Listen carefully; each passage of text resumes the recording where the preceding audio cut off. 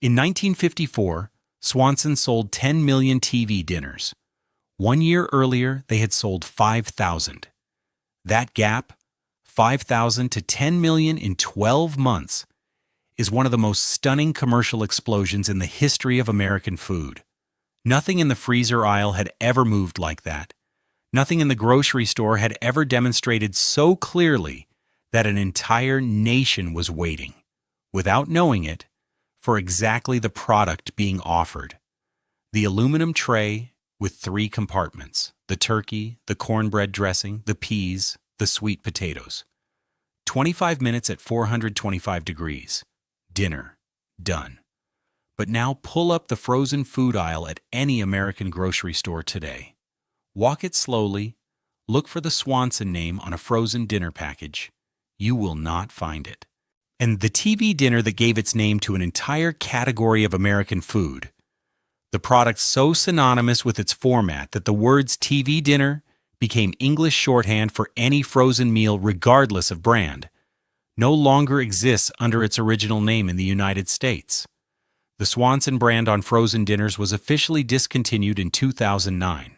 By 2010, it was gone from the company's own website. By 2012, it was no longer mentioned in press releases. What remains is the Hungry Man line, the oversized, protein-heavy descendant that stripped away every marketing association the original TV dinner had built and replaced it with something aimed at construction workers and sports fans. And the Swanson name still exists on chicken broth, owned by Campbell's, a soup company, not a frozen food empire. This is not just the story of one brand losing market share. This is a warning about what happens when a company invents an entire category and then refuses to evolve with the category it created. Swanson did not fail because the frozen dinner failed.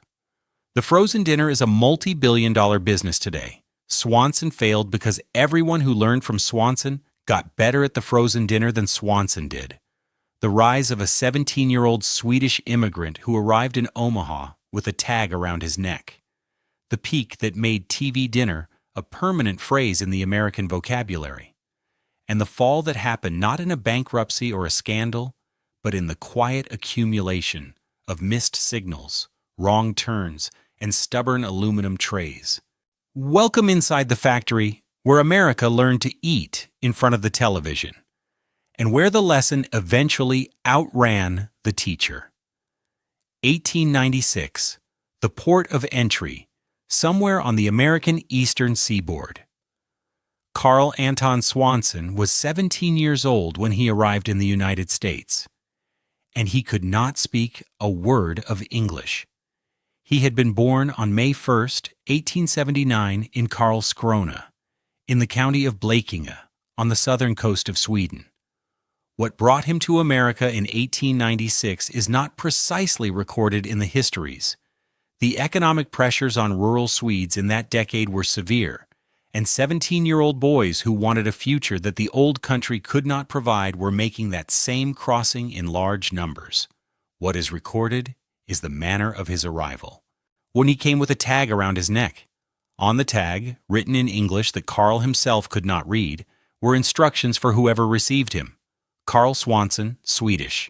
Send me to Omaha. I speak no English.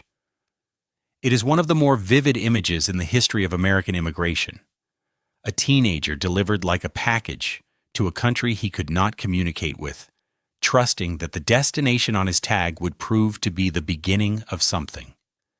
He settled in Omaha, Nebraska, among the Swedish immigrant community clustered in the area known as Little Stockholm, running from Cass to Cumming Streets and into the Gifford Park neighborhood. He worked on a farm first in Blair, Nebraska, learning English while doing physical labor that had been the majority of his life in Sweden. He took night courses at the Nebraska Business College in Omaha, teaching himself the commercial language of his new country with the same methodical determination that would define every decision he made for the next 5 decades. In 1899, Carl Swanson invested $125, the sum of what he had accumulated in 3 years of farm work and study, to become a partner in the Yerpe Commission Company, a small wholesale operation run by John O. Yerpe. The company purchased eggs and cream from local Nebraska farmers, processed them, and sold the products to distributors, grocery stores, and hotels in Omaha, charging a commission to the farmers who supplied them. It was a modest operation. It was also the foundation of what would become one of the most consequential food companies in American history. Over the following decades, Carl bought out his partners one by one as circumstances required. John Hierpe died in 1928, making Carl the sole owner of the corporation, which he renamed C.A. Swanson and Sons, as his two sons, Gilbert and Clark, joined the operation. By 1938, the business had grown from its initial $400 capitalization into one of the larger creameries in the United States, with sales of $60 million annually. The company processed chickens, turkeys, eggs, and dairy products with a scale and efficiency that had no precedent in its region. When Carl Swanson died on October 9, 1949, at the age of 70, he left a business that had become a major supplier of poultry and eggs to the United States military during World War II, a wartime relationship that had built the company's production infrastructure to a scale that civilian demand would soon fill. His sons Gilbert and Clark inherited both the operation and the ambition. What they did next was the thing that changed American eating forever. 1953, Omaha, Nebraska. In the fall of 1953, C.A. Swanson and Sons committed one of the most expensive miscalculations in the history of the American food industry. Someone in the company's sales and production planning operation had looked at projected Thanksgiving turkey demand and gotten the number catastrophically wrong. When the holiday passed and the orders were counted, the company found itself holding 260 tons of unsold frozen turkey, 520,000 pounds of birds that had nowhere to go and no one to buy them. The turkeys were loaded onto 10 refrigerated railroad cars. This solved the immediate storage problem, but created a new one. The refrigeration systems in those cars only operated when the trains were in motion. So the birds were kept moving, shuttled back and forth between Omaha and the East Coast in a rail riding loop, burning fuel and running up costs, while executives in Nebraska desperately searched for a solution that would prevent a financial disaster. Into this crisis stepped a 28-year-old Swanson salesman named Jerry Thomas, who had recently visited a company distributing airline meal trays and had been struck by the aluminum compartmentalized trays used to serve food to passengers at altitude. Thomas proposed something that seemed obvious in retrospect and radical at the time. Repackage the turkey.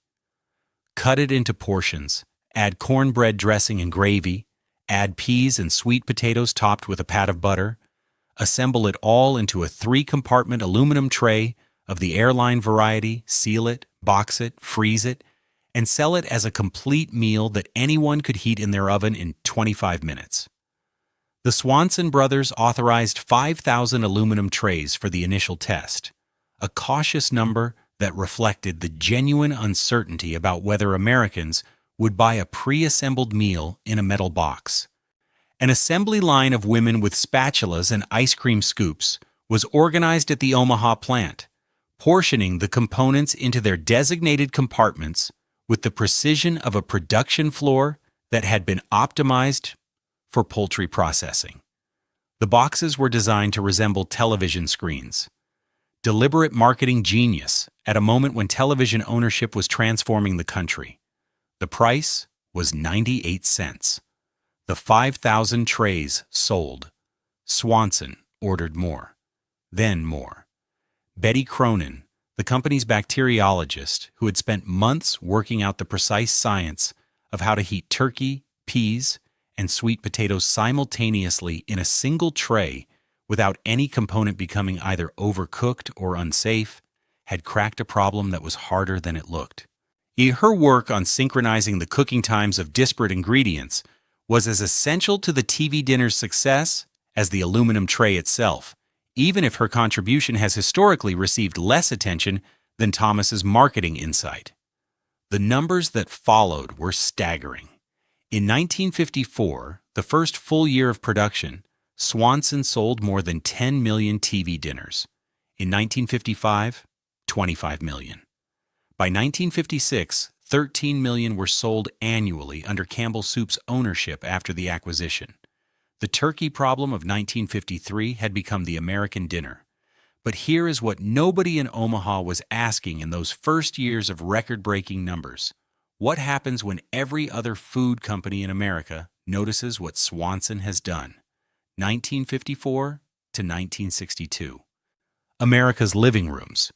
To understand how completely Swanson captured American eating in the decade after 1953, you have to understand what was happening in American living rooms simultaneously. In 1950, 9% of American households owned a television set. By 1955, that number had risen to more than 64%. By 1960, it had reached 87%, 60, it had reached 87%. The television was not becoming a fixture of American domestic life. It had already become one, in the time it took a single class of children to finish elementary school. Swanson did not create this context. They recognized it, named their product after it, and built every marketing decision around it. The TV dinner was not just convenient food. It was the food designed for the age of television. The product whose very name declared that eating was now something that happened in the same room as the screen, on a folding tray table. While Jack Benny or Lucille Ball or Gunsmoke provided the entertainment. Swanson advertisements showed women, elegant, modern, unapologetically employed women, brandishing TV dinner trays with the expression of someone who had just solved a significant problem. "I'm late, but dinner won't be," ran one campaign tagline. "No work before, no dishes after," ran another. The marketing was so effective that it provoked a cultural backlash from the people it was not targeting. Men wrote angry letters to the Swanson Company complaining about the loss of the home-cooked dinner. The letters were noted, filed, and largely ignored, because the sales numbers said the women making those dinners felt differently. In April of 1955, the Campbell Soup Company acquired C.A. Swanson & Sons, 4,000 employees and 20 plants. In exchange for a large block of Campbell's stock given to the Swanson brothers, the acquisition gave Swanson the distribution infrastructure of one of the largest food companies in America, and Campbell the frozen food division that was rapidly becoming the hottest product category in the grocery store. By 1956, under Campbell's ownership, the Swanson brothers were selling 13 million TV dinners annually. The expansion of the product line continued methodically through the late 1950s and into the 60s. Fried chicken was added as a second entree option in the summer of 1954. Chow before the turkey dinner had even completed its first full year. Beef followed. In 1960, the company added new dinner options: loin of pork, ham, macaroni and cheese, Swiss steak, creamed chicken, with additional side options including French fries and sliced apples. Also in 1960, a fourth compartment was added to the tray for dessert, allowing chocolate brownies or apple cobbler to complete the meal. In 1962, Swanson dropped the phrase TV dinner from its own packaging, a decision that reflected the company's desire to broaden the market beyond the specific living room connotation and compete across more meal occasions. It was a commercially sensible decision. It was also the first time Swanson walked away from something it had built. The problem was already visible in what was not happening as fast as it should have been. Then something nobody at Swanson wanted to name out loud was already arriving from the direction nobody was watching. 1955 to 1972. Omaha, Camden, and the frozen food aisle. The acquisition of Swanson by Campbell Soup in April of 1955 was presented to the public as a union of American food giants. And on the numbers, it was exactly that. Campbell was headquartered in Camden, New Jersey, and its canned soups were a fixture in American kitchens. Adding Swanson's frozen dinners gave Campbell a presence in the fastest-growing segment of the grocery store. The Swanson brothers received their Campbell's stock. The production operations in Omaha were integrated into Campbell's distribution network. The marriage looked seamless from the outside. What it meant for Swanson specifically, however, was that the company's strategic decisions now resided inside a large corporate structure that had priorities beyond frozen dinners, priorities that included soup and dozens of other Campbell's brands. The nimble, family-owned decision-making that had allowed Carl Swanson's sons to pivot from turkeys to TV dinners in a matter of months would not translate automatically into Campbell's corporate culture. Speed and independent product development are not the natural operating mode of a company managing dozens of brands across multiple categories.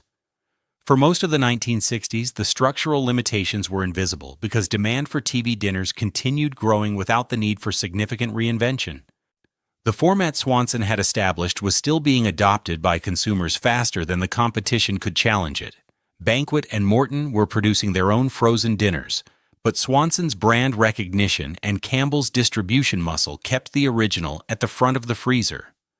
In 1963, Swanson introduced the three-course dinner, a premium offering that came with a portion of Campbell's soup, a main entree, whipped potatoes, a vegetable, and a fruity dessert. It was a sensible use of the Campbell parent company's product portfolio. By 1972, this concept was expanded into a dedicated line, Hungry Man, which offered substantially larger portions than the standard TV dinner, with double the meat.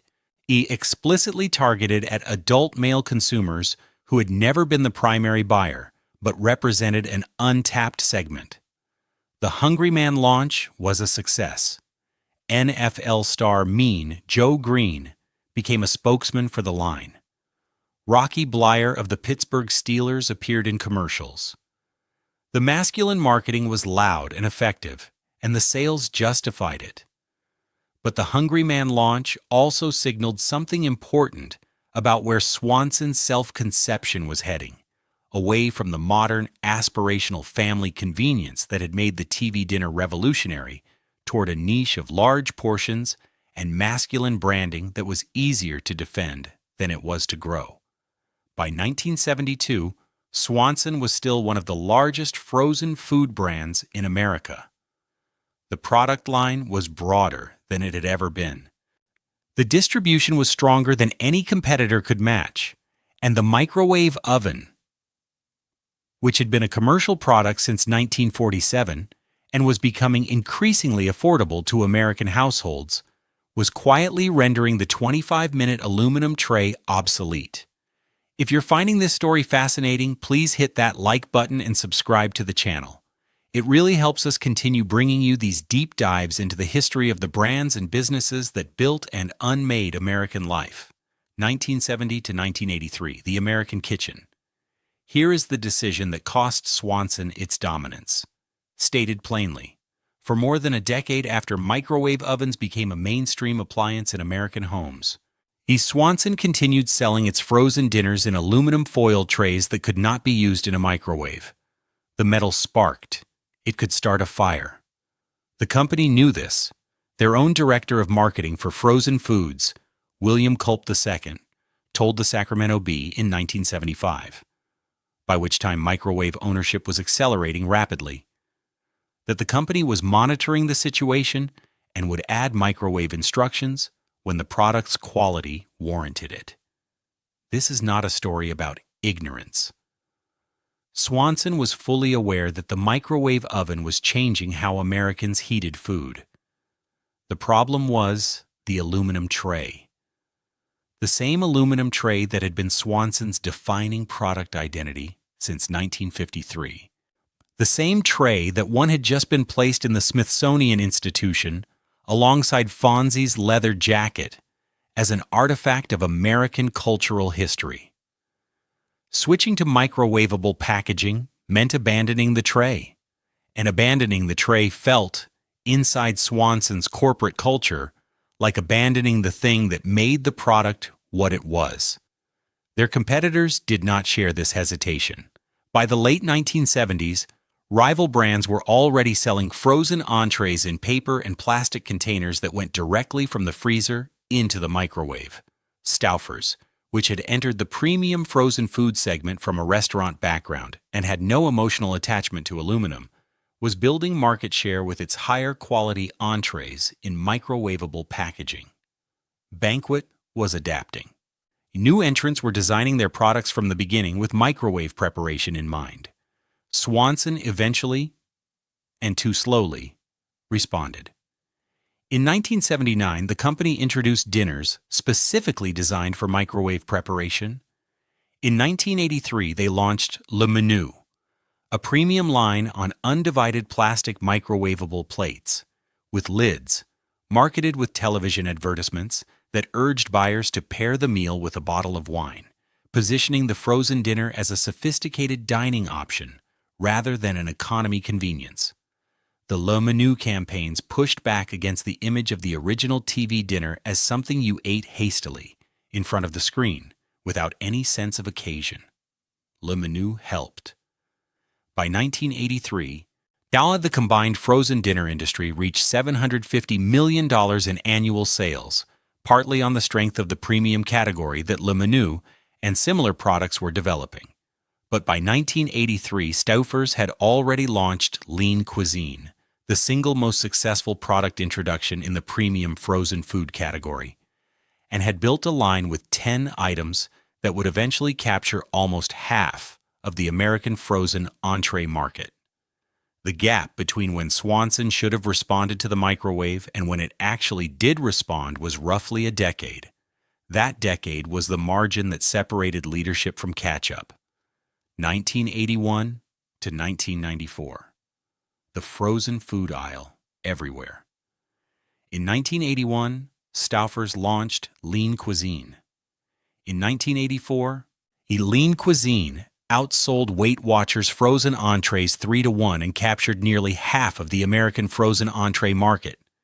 In 1987, Conagra launched Healthy Choice, low-sodium, low-fat frozen meals positioned explicitly around health rather than convenience or portion size. H.J. Heinz attached the Weight Watchers brand name to dozens of frozen products that arrived on shelves with the backing of the most recognizable weight loss program in the country. Each of these new entrants targeted a specific consumer insight that Swanson's legacy products had failed to address. Lean Cuisine said, "You can eat a complete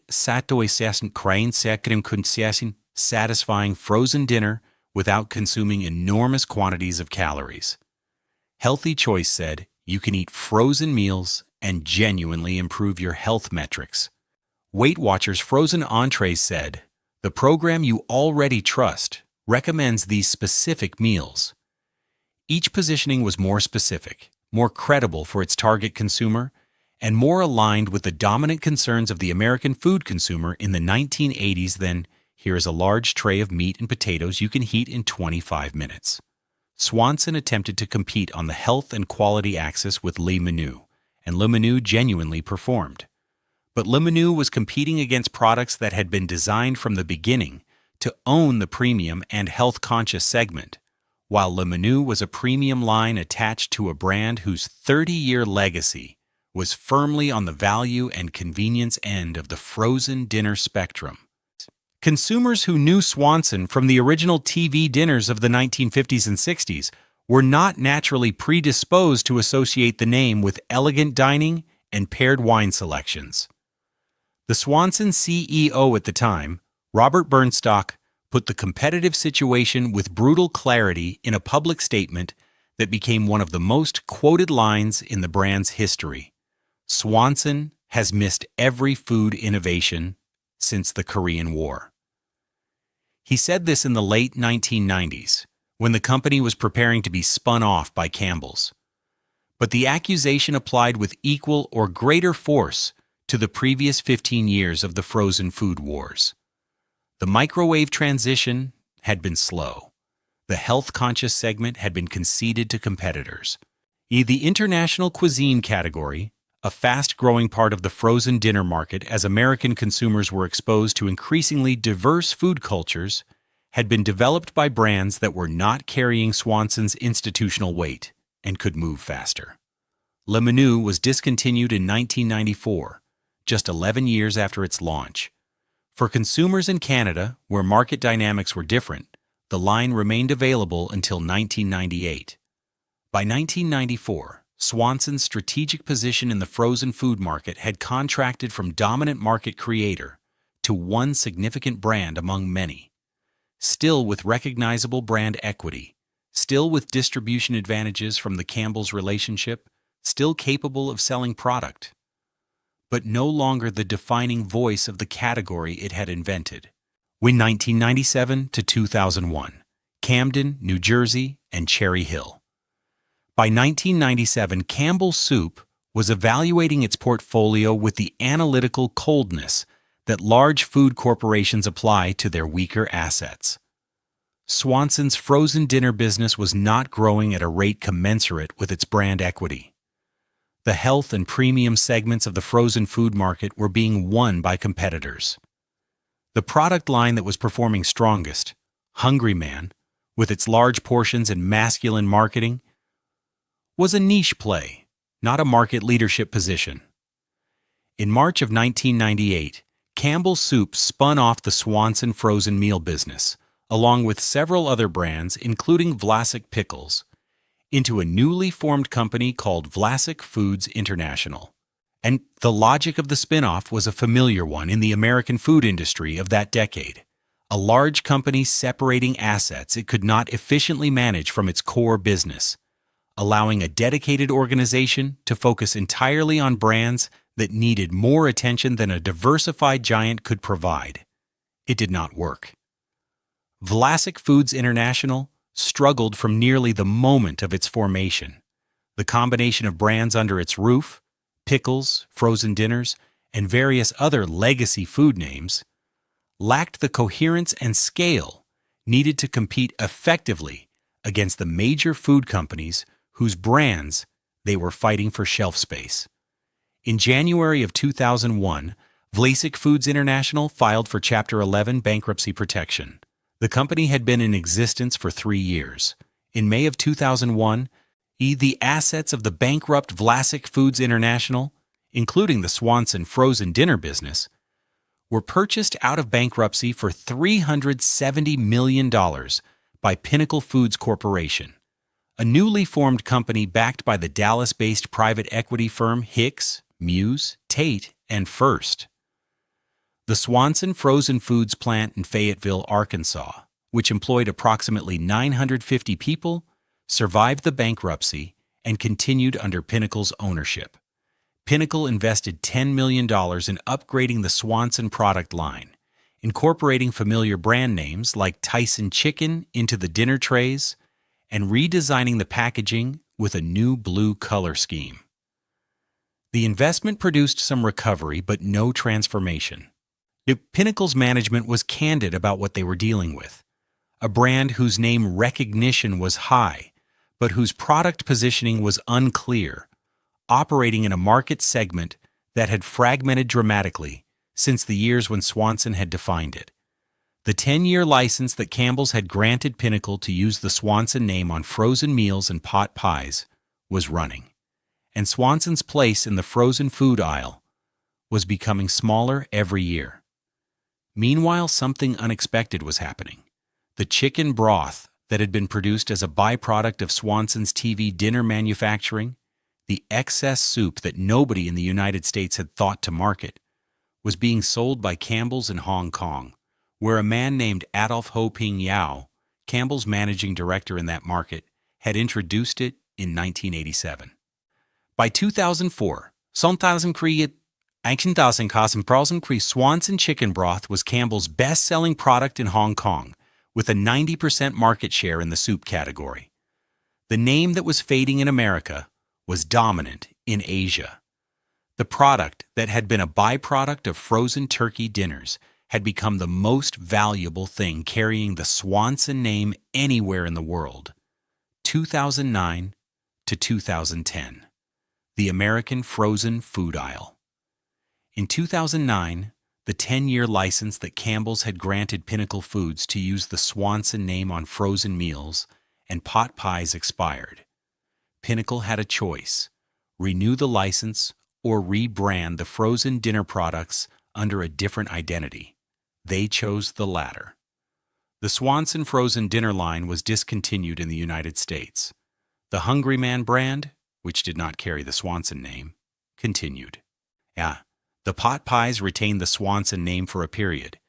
But the TV dinner, the product that had made the Swanson name famous, the thing that Jerry Thomas and Betty Cronin and the Swanson brothers had launched from 10 refrigerated railroad cars of surplus turkey in 1953, was gone from American shelves. By 2010, the Swanson name had been removed from Pinnacle's website.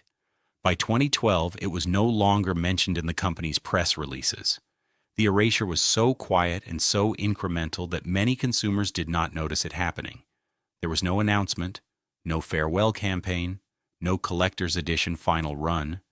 The product simply stopped being stocked and then stopped being referenced and then stopped existing in the American frozen food aisle.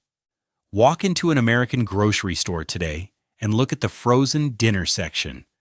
You will find Stouffer's. Still there?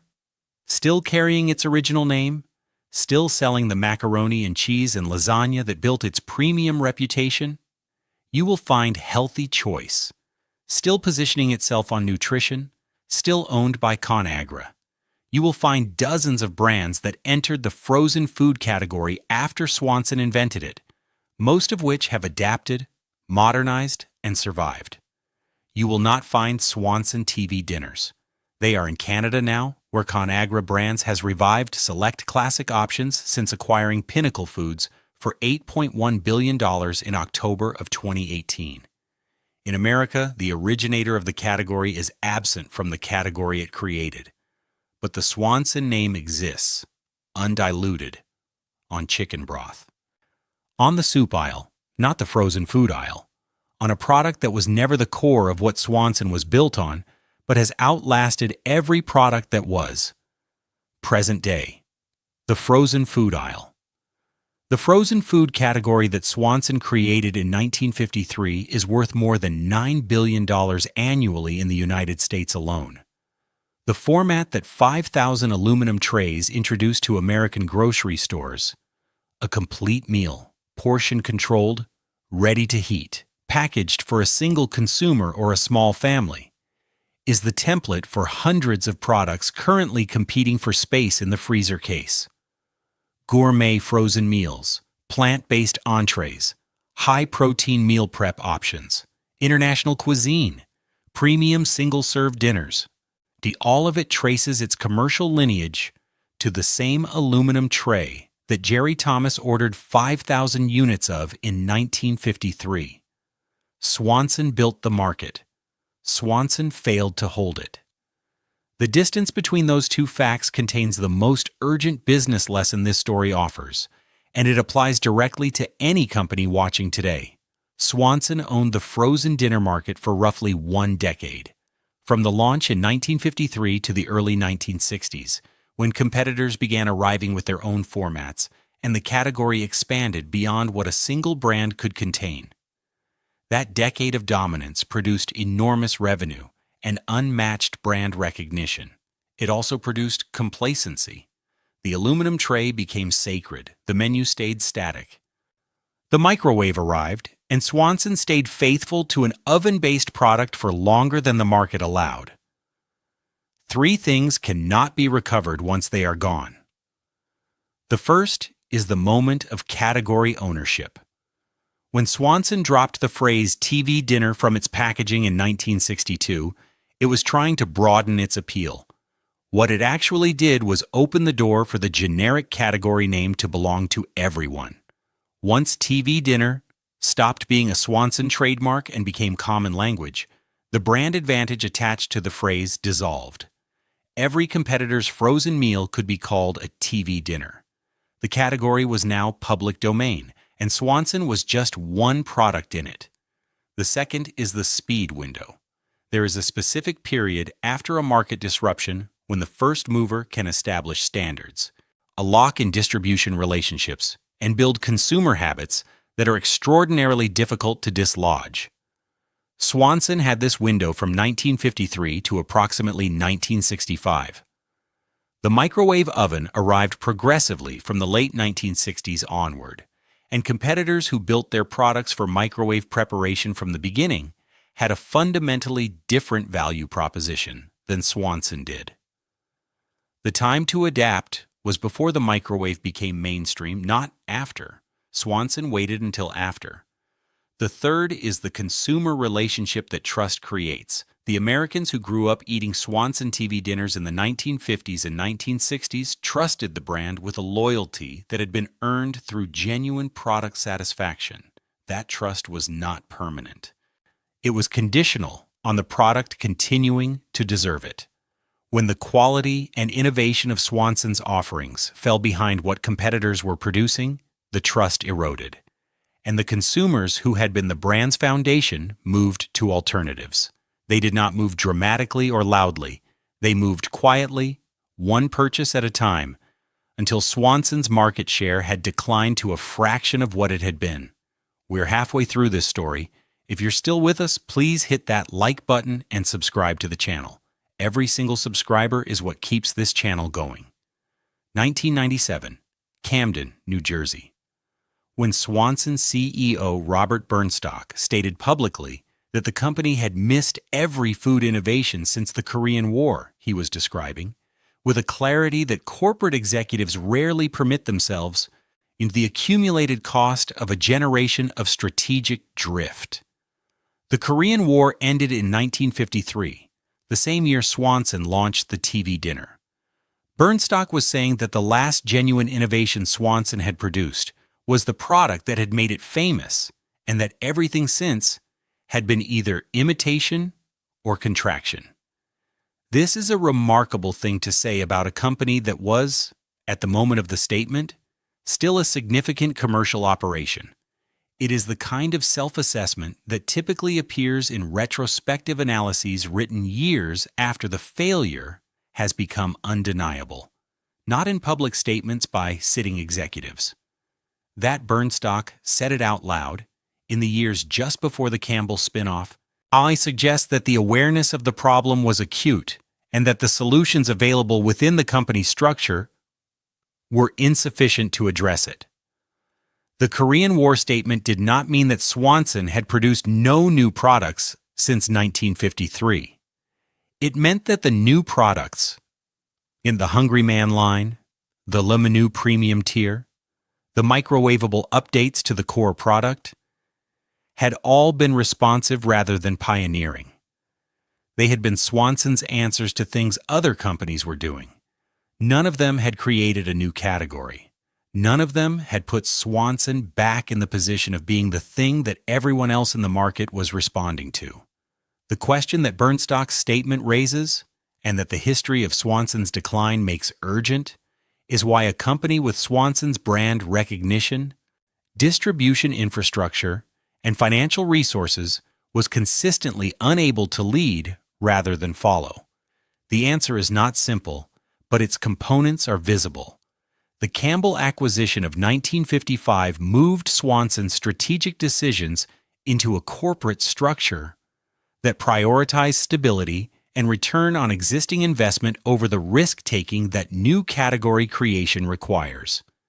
The Campbell portfolio of soups and other established brands made frozen dinners one priority among many rather than the company's sole focus.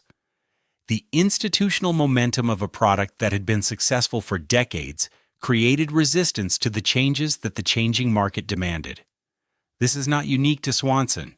It is the story of most dominant brands that eventually lose dominance. Okay, but the Swanson case is unusually instructive because the stakes were so high and the warning signs were so legible in real time. The microwave oven was not a surprise. The health-conscious consumer was not a surprise. The appetite for international and varied cuisine was not a surprise. Each of these trends was visible years before they reshaped the market. Swanson saw them all. Swanson responded to each of them, eventually, with products that were adequate but not defining. Adequate is not enough when the standard you set is the standard by which everything in the category is measured. 1986. Washington, D.C., and the American kitchen simultaneously. In 1986, Campbell Soup's frozen food division retired the aluminum foil tray from all 61 varieties of Swanson frozen dinners. The conversion to a new container, a 4-compartment tray made of crystallized polyethylene terephthalate, covered in clear polyester film, cost nearly double what the aluminum tray had cost to produce. The justification was microwavability. The delay was more than a decade. The original aluminum tray was placed in the collection of the Smithsonian Institution, where it was displayed alongside Fonzie's leather jacket from Happy Days as a genuine artifact of American mid-century culture. This was the appropriate place for it, in a museum next to television memorabilia, acknowledged as something that had mattered deeply to its era and now belonged to history. The transition to microwavable containers was necessary. It was also 11 years too late. By 1986, Tsakeshiu, the microwave oven had been in American homes in meaningful numbers for more than a decade. The quarter of American homes that owned microwave ovens in 1986 had been working around Swanson's aluminum trays for years, either reheating the contents in a conventional oven as directed, or abandoning the product for alternatives that were designed to work with the appliance sitting on their counter. The competitors who had adopted microwavable packaging earlier had already built consumer habits around their formats. The tray in the Smithsonian is a monument to exactly the kind of institutional attachment to a physical product format that can cost a dominant brand its market position. The tray was not just a container, it was an identity. And for Swanson, the identity had become more important than the question of whether the container was still serving the consumer. When the tray went to the Smithsonian, the announcement was framed as a celebration, a recognition that this piece of American industrial design had earned its place in the national collection. And in one sense, it had. But the same act of placing it in a museum was an acknowledgement that the thing being celebrated was over. Museums preserve things that no longer function in the present. The aluminum tray belonged in a museum because its moment had passed, 2018 to the present, Omaha, Hong Kong, and Parsippany, New Jersey. On October 26, 2018, ConAgra Brands completed its acquisition of Pinnacle Foods for $8.1 billion. With the acquisition, ConAgra became the owner of the Hungry Man brand, the only surviving descendant of Swanson's frozen dinner legacy, along with dozens of other food brands that Pinnacle had accumulated over its history. The Swanson name was not part of the core transaction in the way it once would have been. It was one label among many, carrying historical weight but limited commercial momentum in the American market. In the years following the ConAgra acquisition, frozen food sales surged dramatically, driven initially by the pandemic's confinement of Americans to their homes, then by the sustained rediscovery of the convenience and value that frozen meals offered.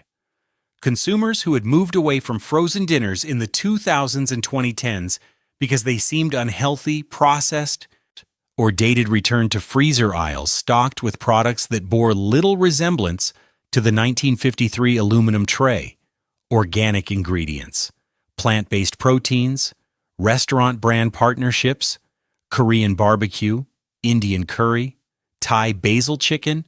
The category that Swanson invented had transformed so completely that the original product would be unrecognizable alongside its descendants. Select Swanson TV dinner classics were reintroduced in Canada following the ConAgra acquisition, meeting genuine consumer nostalgia in a market that had retained its appetite for the format longer than the American market had. The irony is complete. The brand that invented the American TV dinner is now a Canadian retail item, available to consumers north of the border who remember it the way Americans remember it, fondly, nostalgically, as something from a different era. In America, the Swanson name is on the soup aisle. Chicken broth, beef broth, canned chicken, owned by Campbell's, not ConAgra. The broth business has become the primary commercial reality of the Swanson name. Outselling Swanson in Hong Kong with a 90% market share in its category, growing steadily in the United States as home cooking trends have increased demand for quality broth. The product that had been an accidental byproduct of TV dinner manufacturing, chicken soup produced as excess during the turkey, and chicken processing that fed the frozen dinner lines, has outlasted the dinners themselves. The branch of the Omaha Public Library, named for W. Clark Swanson, still stands. Carl Swanson Elementary School in Omaha still operates. And the city that received a 17-year-old Swede with a tag around his neck in 1896 has honored the legacy of what he built in the ways that communities honor the people who made them significant. But the frozen food factories that made Swanson a national name have moved on, and the product that defined an era of American domestic life is present only in nostalgia and in broth. Return now to the 10 refrigerated railroad cars shuttling back and forth between Nebraska and the East Coast in the fall of 1953, loaded with 260 tons of unsold Thanksgiving turkey. Everything begins there. The miscalculation, the crisis, the solution, the launch, the 10 million dinners, the 25 million, the category called TV dinner that entered the English language and stayed. The contrast that this story demands is the starkest the frozen food aisle can offer. Then, Swanson sold 10 million TV dinners in 1954 at 98 cents each.